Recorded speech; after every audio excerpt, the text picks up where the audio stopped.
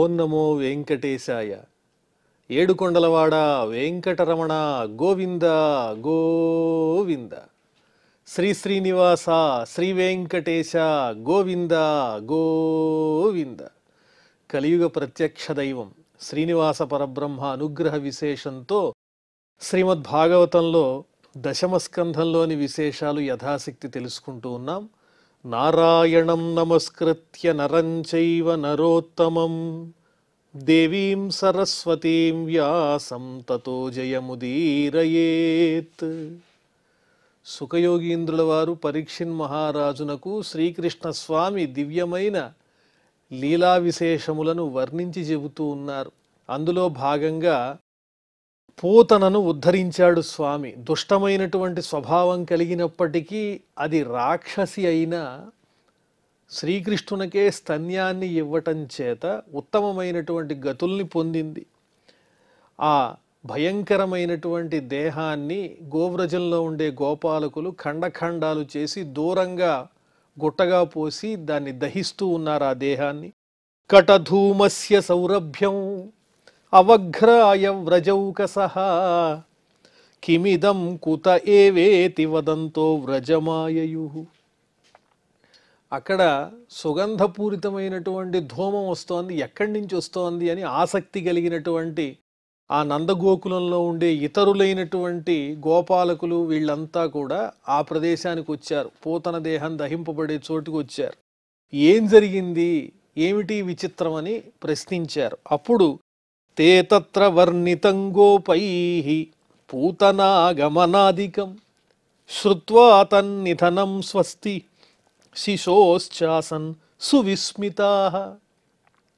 వాళ్ళందరూ అక్కడికి వచ్చి జరిగిన విషయాన్ని తెలుసుకున్నారు. పూతన అనే ఈ రాక్షసి రావటం, శ్రీకృష్ణస్వామికి అపకారం చెయ్యబోవటం, ఆ తరువాత ఆ రాక్షసి మరణించటం, ఇవన్నీ కూడా వాళ్ళు విని పిల్లవానికి ఏ విధమైన ఆపద కలగలేదు, ఇంత అపకారం చేయబోయినా ఆ రాక్షసి పిల్లవాడు క్షేమంగా ఉన్నాడు, ఇది చాలా విచిత్రం అని వాళ్ళంతా ఆశ్చర్యచకితులయ్యారు. నందస్వపుత్రమాదాయ ప్రేత్యాగతముదారధీః మూర్ధ్న్యుపాఘ్రాయ పరమాం ముదం లేభే కురుద్వః. వెంటనే నందుడు మధుర నుంచి వచ్చాడు కదా, అక్కడ జరిగినటువంటి విచిత్రాన్ని చూచి ఆయన ఆశ్చర్యపోయాడు. గబగబా పిల్లవాడిని ఎత్తుకుని శిరస్సునందు చక్కగా ముద్దిడుకుని ఎంతో గొప్పగా ఆనందిస్తూ దేవుని దయ వల్ల, భగవంతుని యొక్క అనుగ్రహం వల్ల నా పిల్లవానికి ఏ విధమైన ఆపద కలగలేదు అని సంతోషించాడు. మూర్ధ్యుపాఘ్రాయ పరమాం ముదం లేభే కురుద్వః.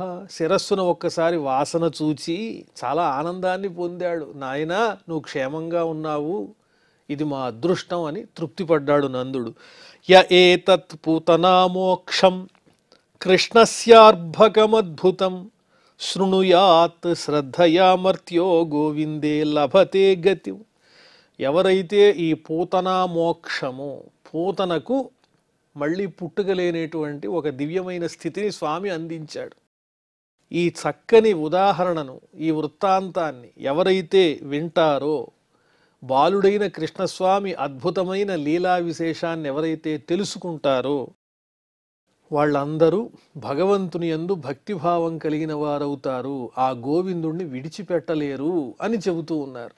ఏమిటి ఇందులో ఉన్నటువంటి విశేషము అంటే, దుష్టమైన స్వభావంతో అపకారం చేయబోయినటువంటి ఒక రాక్షసికే ఉత్తమ గతినిచ్చినటువంటి పరమాత్ముడు ఇంకా భక్తితో సేవించినటువంటి భక్తులకు ఇంకా ఎంత గొప్ప స్థానాన్ని ఇస్తాడో కదా.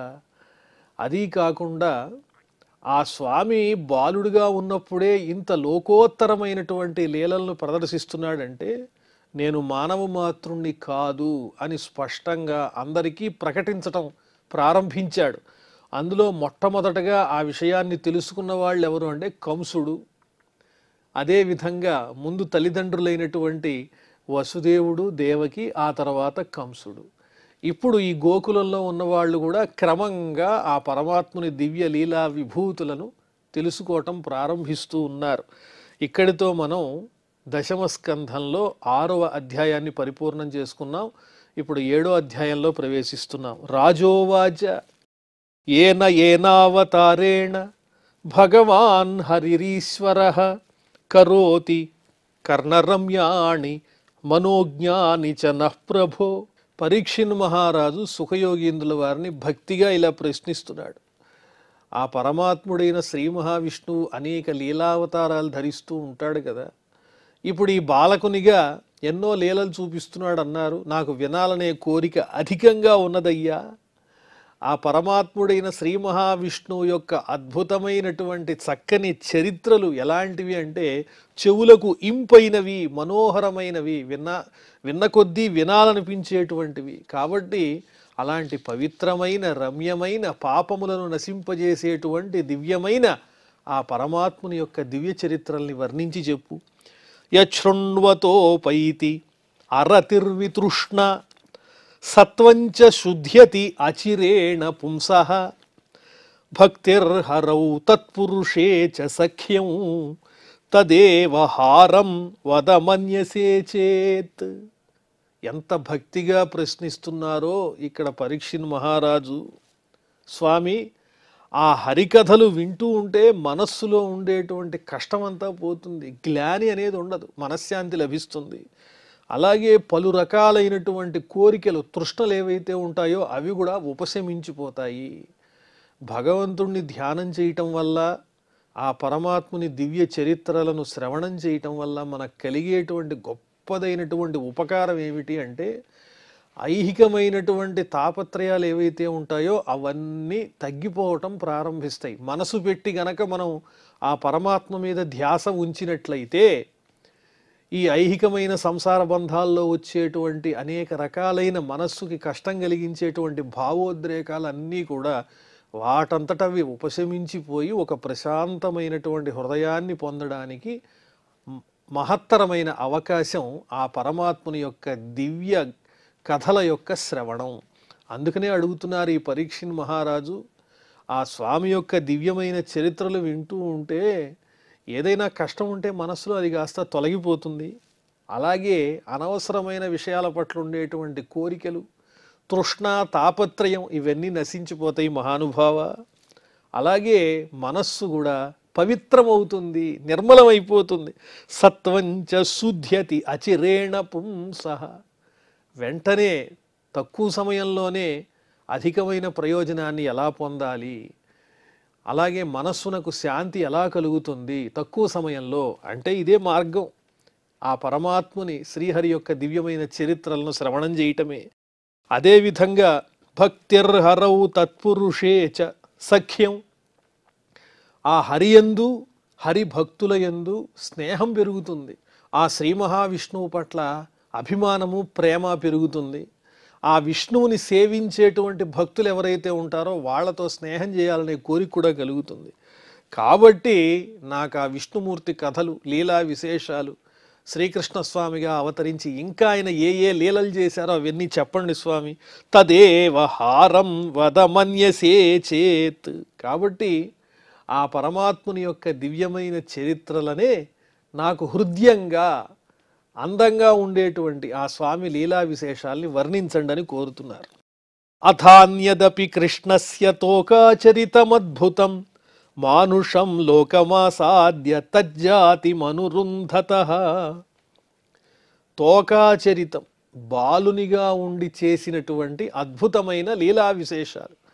ఆయన శ్రీ మహావిష్ణువే, కానీ మానవ రూపంలో కనిపిస్తున్నారు. మానవుడు ఏ విధంగా ఉంటాడో ఆ విధమైన ఆకారంతో కనిపిస్తూ తజ్జాతిమనురుంధతః. ఆ మానవుల్ని అనుసరిస్తున్నట్టుగా కనిపిస్తారు, కానీ అది రూపం మాత్రమే.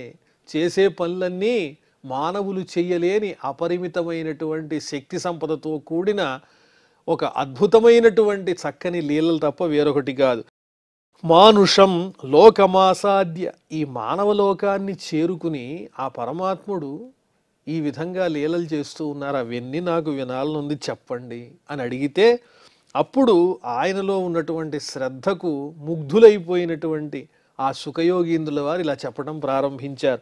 శ్రీ సుఖ ఉవాచ కదాచిదౌత్థానిక కౌతుకాప్లవే జన్మర్క్షయోగే సమవేత యోషితాం వాదిత్ర గీత ద్విజ మంత్రవాజకై చకారసూనోరభిషేచనం సతీ.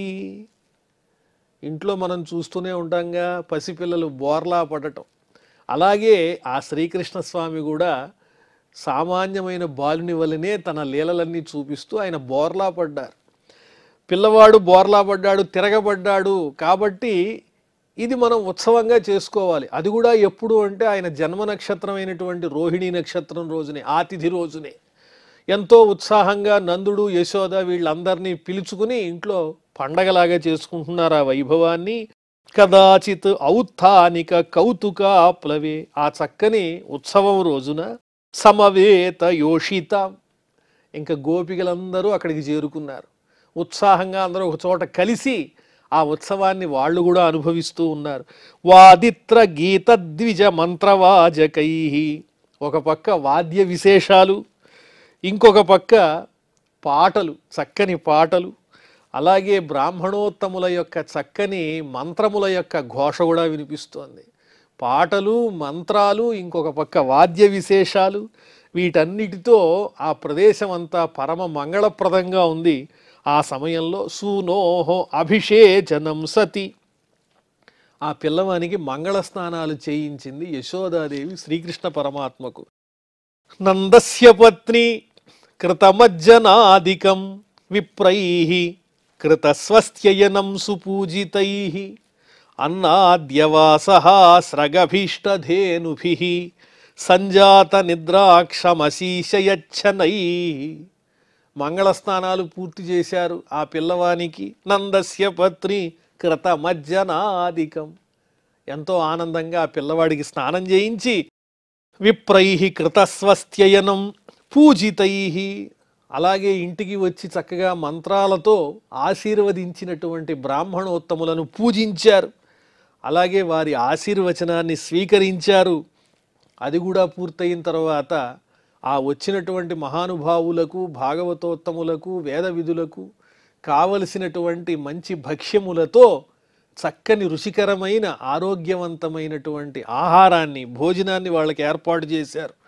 ఆ తరువాత వాళ్లకు చక్కని వస్త్రాలు ఇచ్చారు, పూలమాలలు ఇవన్నీ ఇచ్చి తరువాత గోదానం కూడా చేశారు. గోవులు కూడా చక్కగా అలంకరింపబడ్డాయి వస్త్రములతో, పుష్పమాలలతో, ఇలా అనేక రకాలుగా మంగళద్రవ్యాలతో అలంకరింపబడినటువంటి గోవులను కూడా ఆ బ్రాహ్మణోత్తములకు ఆ రోజున దానం చేశారు. ఈలోపుగా అన్నాద్యవాసస్రగభీష్టధేనుభిః సంజాత నిద్రాక్షం అశీషయచ్చనైః. ఇంత వైభవంగా వాళ్ళు ఈరోజు పండగ చేసుకుంటూ ఉన్నారు, శ్రీకృష్ణుడు బోర్లా పడ్డాడని. ఈ సందర్భంలో ఇంట్లో అంతా హడావిడిగా ఉంది. ఒక పక్కేమో వేదమంత్రాలు, ఇంకో పక్కేమో పాటలు, ఇంకో పక్క వేదఘోష, వచ్చిన వాళ్ళందరికీ సత్కారాలు, సన్మానాలు, పూజలు. ఇంత ఉత్సాహభరితమైనటువంటి సన్నివేశంలో పసిపిల్లవాడు కదా, అందువల్ల ఆయనకి నిద్ర ముంచుకొస్తోంది శ్రీకృష్ణ పరమాత్మకు. అందుకని ఆ యశోదాదేవి కాస్త హడావిడిగా ఉండి ఆ పిల్లవాడిని ఒక చోట పడుకోబెట్టింది.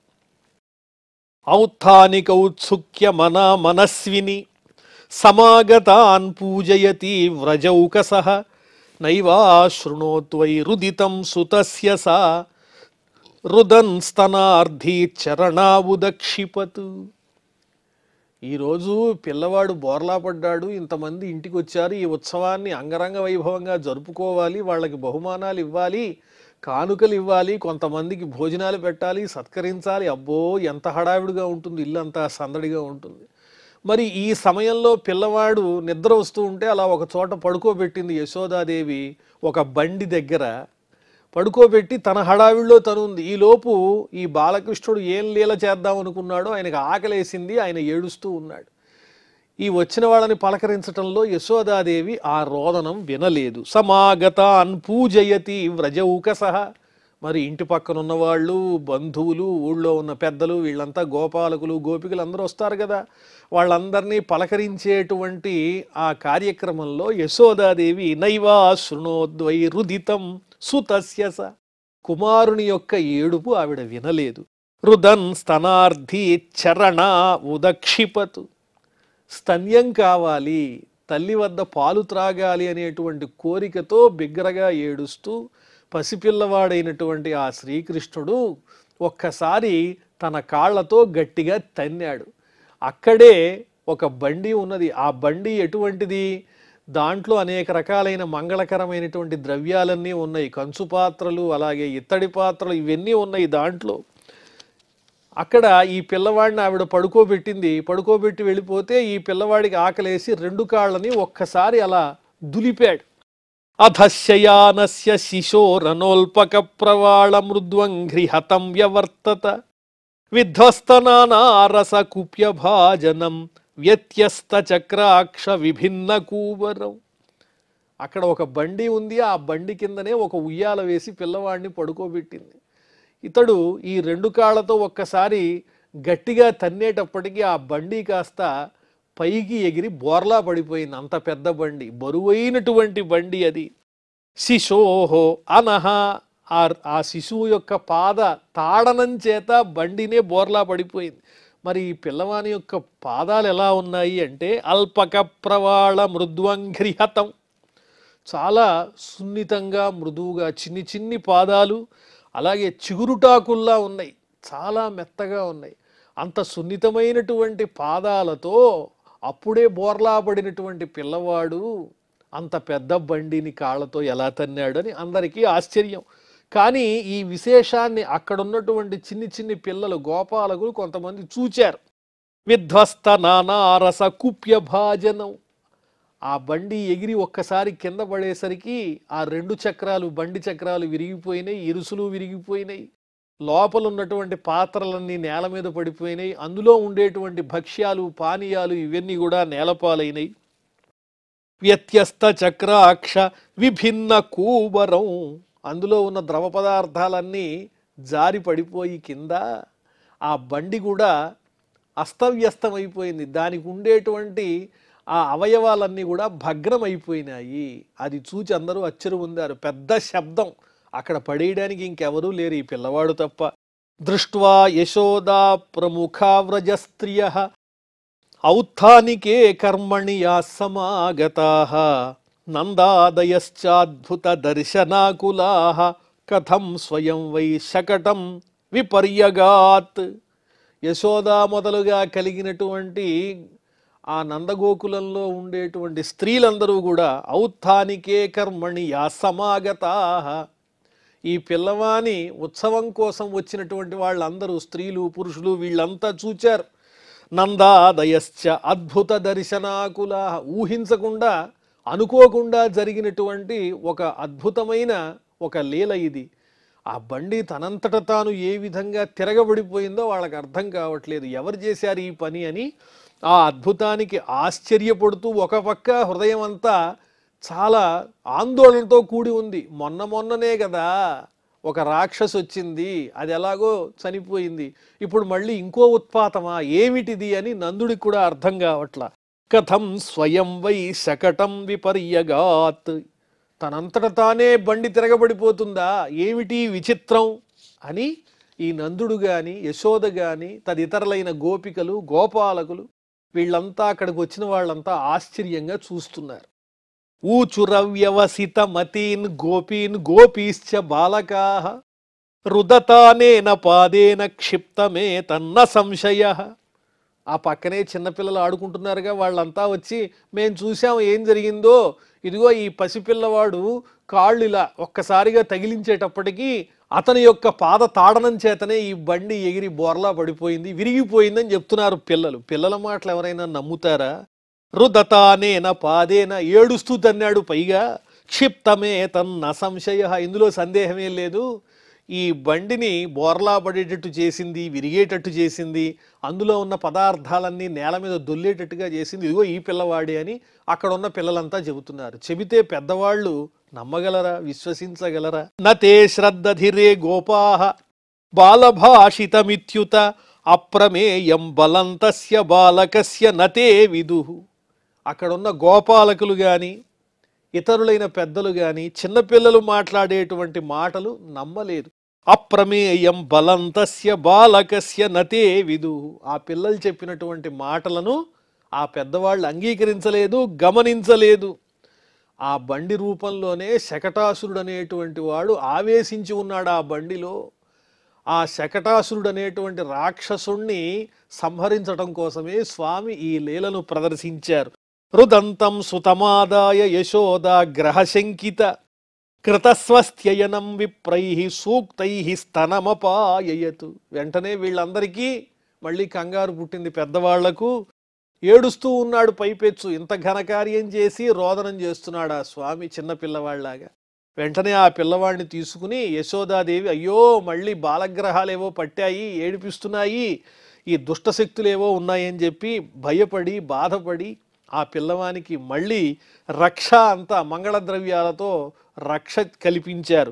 కృతస్వస్థ్యయనం విప్రై, ఈ పిల్లవానికి క్షేమమగుగాక, మంగళమగుగాక, అమంగళాలని తొలగిపోవుగాక, ఆపదలు కలగకుండుగాక అని చెప్పి చక్కని సూక్తములతో ఆశీర్వచనం చేయించి పిల్లవానికి స్తనమపాయయత్, మళ్ళీ కడుపు నిండా పాలిచ్చింది యశోదాదేవి ఆ బాలకునకు.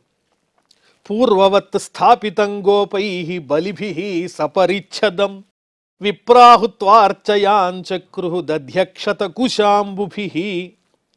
మళ్ళీ ఆ విరిగిపోయినటువంటి బండిని గోపాలకులు నెమ్మదిగా అన్నీ కూర్చి సందులన్నీ దగ్గరకి చేసి ఇదివరకు ఎలా ఉందో అలాగే తయారు చేశారు ఆ బండిని. సమస్తమైన మంగళద్రవ్యాలతో చక్కగా అన్ని భాగాలను ఒకటి చేసిన తర్వాత మంగళద్రవ్యాలతో బ్రాహ్మణోత్తములు హోమం చేసి జరిగినటువంటి ఈ దోషం ఏదైతే ఉందో అది నివారణ అవటం కోసం చక్కగా అర్చయా అంచక్రు పూజ చేశారు. వేటితో? దధ్యక్షత కుశాంబుభి, పెరుగు, అక్షతలు, అలాగే దర్భలు, నీరు, వీటన్నిటితో ఆ బండికి ప్రోక్షణ చేసి హోమం చేసి ఇంకా ఏ రకమైనటువంటి దోషాలు కలగకుండా వాళ్ళు చక్కగా మంత్రములతో ఆశీర్వచనం చేశారు. ఆ బ్రాహ్మణోత్తములు పూజలు చేశారు. ఏ సూయాందృత దంభేర్ష్యా హింసామాన వివర్జితాః నతేషాం సత్యశీలానాం ఆశిషో విఫలాకృతాః. ఒక అద్భుతమైనటువంటి చక్కని శ్లోకాన్ని చెబుతున్నారు ఇక్కడ. వేద విధులై అపౌరుషేయమైనటువంటి మంత్రములతో బ్రాహ్మణోత్తములు విప్రులు ఆశీర్వచనం చేస్తే అవి విఫలమవుతాయా? మంగళములనే కలిగిస్తాయి. నతేషాం సత్యశీలానాం, వారు ఎటువంటి వాళ్ళు అంటే సత్యశీలానాం, నిజమైన చక్కని స్వభావం కలిగిన వాళ్ళు, అసత్య స్వభావం లేని వాళ్ళు, అంతఃకరణ శుద్ధి ఉన్నటువంటి వాళ్ళు. అదేవిధంగా అసూయ అంటే గుణములలో కూడా దోషాన్ని ఆరోపించేటువంటి దుష్ట లక్షణం లేని వాళ్ళు. అదేవిధంగా అనృత, అబద్ధాలు ఎప్పుడూ చెప్పనటువంటి వాళ్ళు. దంభం, 10 మంది కోసం నటించేటువంటి వాళ్ళు కాదు, నిజంగానే శుద్ధమైనటువంటి ధర్మాచరణ కలిగినటువంటి వాళ్ళు. అదేవిధంగా ఈర్ష్య, ఓర్చుకోలేనితనం లేని వాళ్ళు, పరుల యొక్క ఔన్నత్యాన్ని చూచి బాధపడనటువంటి లక్షణం కలిగినటువంటి వాళ్ళు. హింస, ఎవరిని ఏడిపించినటువంటి వాళ్ళు. మానవివర్జితాః, మేమే అభిమానవంతులం అనుకునేటువంటి భావన లేనివాళ్ళు, దురభిమానం లేనివాళ్ళు. ఇలాంటి దోషాలేవీ లేని సత్వగుణ సంపన్నులైనటువంటి వేద విధులు బ్రాహ్మణోత్తములు ఇచ్చినటువంటి ఆశీర్వచనములు ఫలించకుండా ఎందుకుంటాయి అని చెబుతున్నారు. ఇతి బాలక మాదాయ సామర్గ్యజురుపాకృతై జలై పవిత్ర ఔషధిభి అభిషిత్య ద్విజోత్తమై. ఈ విధంగా నందుడు ఆ పిల్లవాడిని ఎత్తుకుని చక్కగా వేదమంత్రములతో శుద్ధి చేయబడినటువంటి జలములతో ప్రోక్షణ చేయించాడు ఆయన. జలై పవిత్ర ఔషధిభి అభిషిత్య, పవిత్రమైన జలములతో, వేదమంత్రములతో శుద్ధి చేయబడినటువంటి చక్కని పుణ్యమైన జలములతో, అదేవిధంగా ఓషధులతో ఆ పిల్లవానికి చక్కగా ఆశీర్వచనం చేయించారు బ్రాహ్మణోత్తముల చేత. వాచయిత్వా స్వస్థ్యయనం నందగోప సమాహితః హుత్వా చాగ్నిం ద్విజాతిభ్యః ప్రాదాదన్నం మహాగుణం. అలాగే మళ్ళీ స్వస్తి మంగళమగుగాక అని ఆ మంగళవచనములన్నింటినీ బ్రాహ్మణోత్తముల చేత చెప్పించి ఏకాగ్ర చిత్తుడై ఆ నందగోపుడు మా పిల్లవాడు క్షేమంగా ఉండాలి, ఎప్పుడూ మంగళములను పొందాలి అనేటువంటి చక్కని భావనతో అగ్నిం హుత్వా ద్విజాతిభ్య, అగ్నిదేవుణ్ణి కూడా పూజింపజేసి బ్రాహ్మణోత్తములందరికీ శ్రేష్టమైనటువంటి చక్కని బలోపేతమైనటువంటి ఆహారాన్ని అందించాడు నందుడు బ్రాహ్మణోత్తములకు. గావస్సర్వ గుణోపేతాః వాసహాస్రగృక్మమాలినీః ఆత్మజాభ్యుదయార్థాయ ప్రాదాత్తే చాన్వయుంజత. అలాగే సమస్త గుణములతో ఉన్నటువంటి గోవులను దూడలతో పాటుగా దానం చేశారు నందుల వారు. ఆరోగ్యవంతంగా ఉన్నటువంటి గోవులను అలంకరించి, ఎలాగా వాసహ స్రగృక్మమాలినీ, వస్త్రములు, పుష్పమాలలు, బంగారపు తొడుగులు కొమ్ములకు, ఇవన్నీ అలంకరించినటువంటి శ్రేష్టమైన ధేనువులను దానం చేశారు. ఆత్మజాభ్యుదయార్థాయ, ఎందుకోసము అంటే ఆత్మజుని కోసం, తన పుత్రుడైనటువంటి ఆ బాలకునకు శ్రీకృష్ణునకు ఎల్లప్పుడూ అభ్యుదయాలు కలగాలి, మంచి కలగాలి, అమంగళములు దరి చేరకూడదు, ఎల్లప్పుడూ మంగళాలే కలగాలని ఆశీర్వదించండి ఓ విప్రులారా అని ఆ బ్రాహ్మణోత్తములకు చక్కగా ఈ దానాలన్నీ చేశారు. ప్రాదాత్తే చాన్వయుంజత. ఈ విధంగా నందుల వారు ఆ శ్రీకృష్ణ పరమాత్మ కోసం ఇన్ని రకాలైనటువంటి మంగళ కార్యక్రమములన్నీ కూడా నిర్వహింపజేస్తూ ఉన్నారు. మరి ఆ తర్వాత ఏం జరిగిందో మనం మళ్ళీ తెలుసుకుందాం. ప్రస్తుతం క్షమాప్రార్థనాదులతో ఈ కార్యక్రమాన్ని పరిసమాప్తం చేసుకుందాం. అథ క్షమాప్రార్థన యదక్షరపదభ్రష్టం మాత్రాహీనంచ యద్భవేత్ తత్సర్వం క్షమ్యతాం దేవ నారాయణ నమోస్తుతే. శ్రియఃకాంతాయ కళ్యాణ నిధయే నిధయేర్ధినాం శ్రీవేంకట నివాసాయ శ్రీనివాసాయ మంగళం.